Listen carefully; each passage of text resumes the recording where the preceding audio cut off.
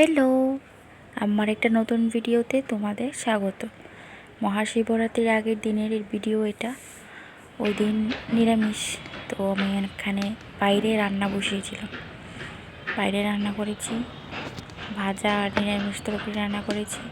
এই ছোট্ট ভিডিওটা 3 দিনের, মিন্স 3 দিন 25, 26 অ্যান্ড 27, এই 3 দিনের ভিডিওর ছোট্ট ছোট্ট ক্লিপ।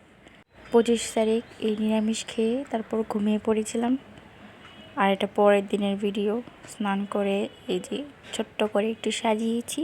ওই দিন সকাল 5টায় ঘুম থেকে উঠে এই ফুলগুলো এনেছিলাম, এইগুলোর মালা গেঁথেছি। বড় মালাটা কিনে নিয়েছি আর ছোটোটা বাড়িতেই নিজেই বানিয়েছি।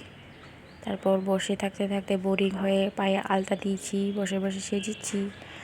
তারপর এখানে সব রেডি করে নিয়েছি, তখন প্রায় 4:30।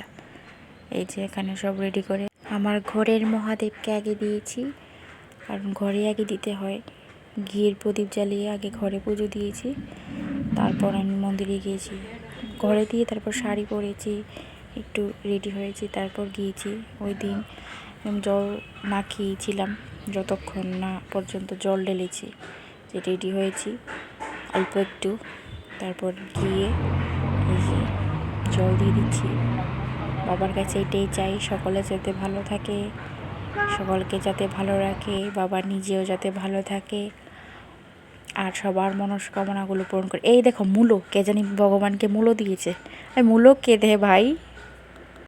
সকালেই সবার পুজো শেষ, সকালেই সবাই দিয়ে দিয়েছে যখন তিথি শুরু হয়েছে। আমরা গিয়েছিলাম রাতে, তারপর এই যে দিয়ে আমি চলে এসেছি, তারপর ঘুমিয়ে পড়েছি।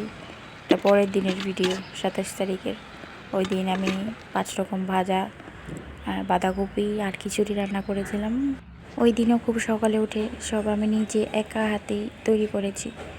ভোগ দর্শন করে প্রণামী দিতে হয়। প্রণামী তো দিতে পারবে না, তো কমেন্টে বলে দাও হর হর মহাদেব। এখানে ভোগগুলো সাজিয়ে দিয়ে তারপর আমি পাঁচালি পড়েছি।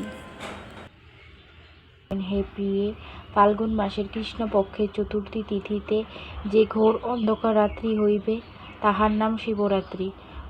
পাঁচালি পড়া শেষ, পুজো কমপ্লিট, তারপর আমি খিচুড়ি খেয়েছি। সো এখানেই শেষ ব্লগ। তো টাটা, বাই বাই।